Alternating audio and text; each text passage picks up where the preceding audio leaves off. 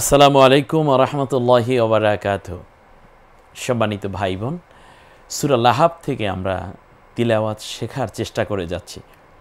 আমরা আজকে তৃতীয় আয়াত থেকে শেষ পর্যন্ত ইনশাআল্লাহ তিলাওয়াত শেখার বিষয়টা আরও বেশি আত্মস্থ করার চেষ্টা করব। গত দুই এপিসোডে আমরা যা উপস্থাপন দেখেছি, আজকে একটু ব্যতিক্রম। আজকে কিন্তু আপনারা নিজেরাই জের জবর পেশ জজম তাসদিদ দিয়ে তৈরি করবেন। অ্যাটলিস্ট আমি প্রথমে বলবো, আপনি মনোযোগী হবেন আর দেখবেন কিভাবে তৈরি হয়। বলতে বলতে কিন্তু তৃতীয় আয়াত চলে এসেছে অলরেডি। এই যে এখানে আমরা দেখতে পাচ্ছি স আছে, ইয়া আছে, ইয়ার ই, তারপর সদ, তারপর লাম। এখন আমি প্রথম সটাকে সা বানাতে চাই। কি করতে হবে? ওস্তাদজি জবর দেব, এরপরে ইয়ার উপর একটা জবর দেন, মিলে কি হলো? সা ইয়া। তারপর আমি বানাতে চাই সায়াস। সায়াস। ও, বুঝতে পেরেছি ওস্তাদজি, এটা সদের উপরে একটা জজম দিয়ে দেব, কারণ সদ আপনি মানে সা সি সু ইত্যাদি কিছুই বলছেন না যেহেতু, অতএব এটাকে একক রেখে দেব। তাহলে হয়ে গেল সায়াস। একটু জজম দিয়ে দিই। লকে আমি বানাতে চাই লা। ওহ, খাড়া জবর দেব, কারণ একালিপ টানার জন্য খাড়া জবর দিতে হবে। শুধু জবর, জের জবর পেশ, হরকতের উচ্চারণ তাড়াতাড়ি করতে হয়। আর যেহেতু এখানে খাড়া জবর দিয়েছি, একালিপ টান হয়ে গেল সায়াস লা। আমি বানাতে চাই না। অন্য আছে, আকার দেব না। তার পড়ার সময় আমরা যদি আলিফটাকে এভাবেই রেখে দিই, তাহলে এক আলিফ টেনে বলবো, কারণ জবরের পরে খালি আলিফ না। এরপরে আমি বানাতে চাই রন না, রন। ভালো করে শুনুন, রন বানাবেন ওস্তাদজি। ও, তাহলে দুই জবর দিলেই তো রন হয়ে যায়, অর্থাৎ তানভিন নয়ের কাজ করে। তাহলে একটা হলো জবর দিলে র, দুইটা দিলে রন হয়ে গেল না, রন। তারপরে জালটাকে আমি জা বানাতে চাই। ওস্তাদজি জবর দেব, জা না রং জা। জালটা নরম, জা। এই তটাকে তা বানাতে চাই। ওস্তাদজি একটা জবর দিতে হবে, যা তা। তারপর লা বানান, হা বানান, বকে দুই জের দিন, লাহা বিন। তাহলে হতো, যদি আমরা এখানে থামি তাহলে লাহাব হবে সায়াসলা নারান যাতা লাহাব। বাস, লাহাব, এই বাটা কলকলা হবে। ওয়ার উপর তাসদিদ আছে, জবর দিলে ওই তাসদিদ বাদে শুধু ওয়া বলেন, ওয়া। এরপরে আলিফে কিছু নাই, আমি বানাতে চাই অম। ওহ হো, ওস্তাদজি বুঝতে পেরেছি। অম বানাতে হলে মিমের উপরে আমার একটা জজম দিতে হবে, হয়ে যাবে ওয়া, আর হলো ম, মিলে হলে অম। রকে আকার দিয়ে রা, তাহলে ওই যে খ স দ ত জ গইন কফ র, এই ৮ অক্ষরের জবর হলেও আকার উচ্চারিত হয় না, একক হয়ে যায়। অম র, জবরটা দিয়ে দিলেন অম র। এরপরে আ বানান, ও আলিফে জবর দেব, তকে তু বানান, হকে হু বানান, অমরাতুহু। এরপরে হলো হা বানান, জবর দিলে হা হয়ে যাবে। আমি খুব ঠান্ডা মাথায় এখানে একেবারেই ১০০তে ১০০ মনোযোগ চাই আমি আপনাদের। আমি বানাতে চাই হাম্মা। হাম্মা। ওস্তাদজি মিমের উপর তাসদিদ দেব।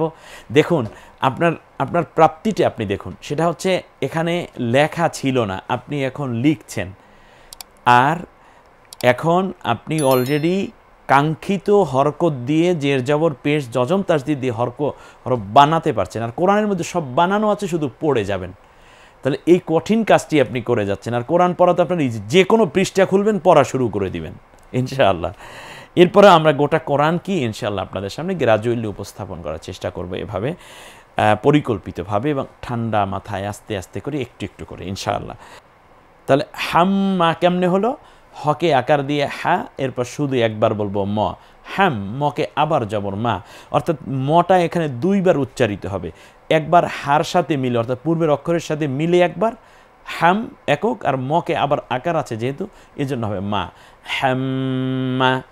যদি যেহেতু জবরের পরে খালি এলিফ আছে, যেন একালিফ টেনে বলি, হ্যাম্মা। লকে আকার দেন লা, তকে আকার দেন তা, লা তা। কিন্তু কথা আছে, আমি চাই লা তাল বানাতে। খুব ভালো করে বুঝুন ছোট্ট সোনা বন্ধুরা, সোনামণিরা, তোমরাও ভালো করে। ওরা কিন্তু খুবই বেশি এক্সপার্ট এবং এত বেশি আলহামদুলিল্লাহ পড়ার প্রতি মনোযোগী যে ওরা বড়র আগে করে ফেলে কাজটা। আমি আমার ক্লাস নেওয়া থেকে যে অভিজ্ঞতা এবং আমি যা দেখেছি, আমি বানাতে চাই লা তা, তারপরে আমি তাল বানাতে চাই। কি করতে হবে? ওস্তাদজি পরে তো ল আছে, এটার উপর জজম দিলেই তো তাল হয়ে গেল। লা তাল, হকে আকার দেন হা, এরপরে ত, ত রাখতে চাই, বা জিম দাল ত কফ। ও ওস্তাদ, যে মুস্তালিয়ার হরফ এগুলো আপনি বলেছেন জবর দিলে ওই একক উচ্চারিত হয়ে যায়, তাহলে তর উপর একটা জবর দেই, হা ত, তারপর বর নিচে জের দিন, হা ত বি। যদি থামি তাহলে হা তব। আমরাতুহু হাম্মালাতাল হাতাব। চমৎকার, আপনিও পড়ুন কয়েকবার, দেখবেন এত ভালো লাগবে। কোরআন মানুষের হৃদয়কে আলোকিত করে, আলোড়িত করে। কোরআন যাকে টানে না সে তো হতভাগা। আপনি বারবার তিলাওয়াত করুন, দেখবেন সুন্দর হবে। শেষ আয়াতটি আমরা এবার পড়ি, স্ক্রিনে অলরেডি চলে এসেছে চমৎকার করে। আমি বানাতে চাই ফি, ওস্তাদজি জের দেব, কিন্তু আমি যদি বলি বানাতে চাই ফি, ওস্তাদজি কোনো ব্যাপার না, কারণ জেরের পরে ইয়াটাকে জজম বানিয়ে দেই, তাহলেই একালিপ টান হয়ে গেল ফি। তারপরে জি বানান, জি, জি বানাতে হলে জয়ের নিচে জের দিতে হবে, জি। কিন্তু পরে ইয়া আছে না, এখন আমি আপনাদেরকে বলবো, আপনারা একটু জি বানান, সহজ হিসাব ওস্তাদজি, জেরের পরে ইয়াটাকে সাকিন করে দিলেই হয়ে যাবে, জি। তারপর দকে রস্মিকার দিন দি, ওস্তাদজি হকে আকার দেব হা, একালিপ টেনে পড়ার জন্য এখানে কিন্তু অপশন আছে, কারণ জবরের পরে খালি আলিফ। তাহলে হলো কি, ফি জি দি হা। এখানে ফির মধ্যে যতটুকু টানবেন, জির মধ্যে ততটুকুই টানবেন, এবং হা এর মধ্যে ততটুকুই টানবেন, কারণ তিনোটা অপশনই হচ্ছে একালিপ টেনে পড়ার জায়গা। ফি জি দিহা, ব্যাস। এরপরে বানান হা, বানান তো এই হটাকে হা বানাবো ওস্তাদজি, জবর দিলেই তো হয়ে গেল হ্যাঁ। কিন্তু আমি বানাতে চাই কি সেইটা শুনুন। আমি বানাতে বলবো হ্যাব, ও হ্যাব না, হ তো আছে, আর হাব যদি বানাতে হয় তাহলে বয়ের উপরে আমার একটা জজম দিতে হবে, হয়ে যাবে হ্যাব। এই হটা গলায় চাপ দিয়ে, এর আগের যে হটা হা একালিপ টেনের, ওটা কিন্তু কণ্ঠনালীতে ছেড়ে দিয়ে, আর এই হাটা গলায় আবার চাপ দিয়ে। পৃথিবীতে কোনো ব্যক্তি যদি চিন্তা করে যে আমি শুধুমাত্র মুখস্থ করে অন্য কোনো পন্থায় কোরআন শুদ্ধভাবে পড়ব, কোরআনের অক্ষর না দেখে, অথবা এই রকম এক্সক্লুসিভ কোনো প্রোগ্রাম না দেখে, কোশ্চিন কালেও সম্ভব না। সম্মানিত ভাই বোন, আমি খুব জোর দিয়ে বলছি, আপনারা প্লিজ, মাত্র 40টাই এপিসোড কোরআন শিক্ষার সহজ উপায় প্যানভিশন টিভি এটা করে দিয়েছে, আর আমি আপনাদের সাথে ছিলাম। আর এখন তিলাওয়াত শেখার সহজ হবে, কেন আপনি এই কাজটা করবেন না? কারণ আল্লাহ রাসূল সাল্লাল্লাহু আলাইহি ওয়াসাল্লাম বলেছেন যে কিয়ামতের দিন কোরআন ও মানুষের বিরুদ্ধে মামলা করে বলবে, ইয়া রব্বাল আলামিন ইন্না আবদাকা হাদা ইত্তাখাযানি মাহজুরা ফাকদি বাইনি ওয়া বাইনাহু। আল্লাহ তাআলা, তোমার এই বান্দা সেই যে দুনিয়ায় আমাকে পড়ে নাই, ধরে নাই, আমার কথা শোনে নাই, আমার অনুযায়ী আমল করে নাই। আল্লাহ আমাকে কোনো চেষ্টা করেনি আমাকে নিয়ে, আজকে তোমার বিরুদ্ধে তার কাছে মামলা দায়ের করলাম, তুমি আজকে তার এবং আমার মাঝে বিচার ফায়সালা করে দাও। আল্লাহ যেন সেই বিচার থেকে আমাদেরকে বাঁচার তৌফিক দেন। লকে আমি লুন বানাতে চাই, 2 পেশ দিতে হবে, হ্যাবলুন, হ্যাবলুন। কিন্তু কথা আছে, খুব ঠান্ডা মাথায়, আমি বানাতে চাই হাবলুম্মি। ওস্তাদজি এবার বুঝতে পেরেছি, মিমের উপরে তাসদিদ দিতে হবে, হাবলুম্মি, লুম্মি, এর মানে 2বার, লুম মি, তাহলে ম কয়বার আসলো? 2 বার আসলো। আর এখান থেকে হাবলুনের থেকে একটা নিয়েই বলতে হবে, কারণ আপনি বলেছেন তানভিনের পরে তাসদিদ আসলে তানভিন থেকে একটি নিয়ে বলতে হয়। চমৎকার। তাহলে আমরা এখানে মনে করব লামের উপর একটা পেশ আছে, এটা যদি ধরি তাহলে লু থেকে ময়ের দিকে লুম, আবার মকে রস্বীকার মি, হাবলুম মি। মিমের পরে নুন আছে মিন, কিন্তু আমি বানাতে চাই মিম্মা। ও ওস্তাদজি, মিন পর্যন্ত থাকুক। আপনি বলেছেন যজমালা অক্ষরের পরে তাসদিদওয়ালা অক্ষর আসলে যজমালা অক্ষরটি উচ্চারিত হবে না। ও সেই থিওরি চলে আসলো, আলহামদুলিল্লাহ। আমরা এবার চলে যাব মিম থেকে ময়ের দিকে, মিম্মা, দুইটা ওয়াজিব গুন্নাও আছে। ময়ে থেকে রস্বীকার দিয়ে একবার চলে যাব মি থেকে ময়ের দিকে মিম, আবার মকে জবর দিয়ে মা, মিম্মা মিম্মা। সকে আকার দিয়ে সা, দালের নিচে 2 জের দিয়ে যদি দেই তাহলে হবে মিম মাসাদ, মিম মাসাদ। যদি আমরা এখানে মাসাদ বলি তাহলে মাসাদ দিন আছে, থামলে দ হয়ে যাবে। তাহলে কি এটা দাঁড়ালো কি? হাবলুম মিম মাসাদ। একবার প্রথম থেকে আবার বলি, ফি জিদিহা হাবলুম মিম মাসাদ। 4টা এপিসোড মিলে আমরা সূরা লাহাব শুনবো।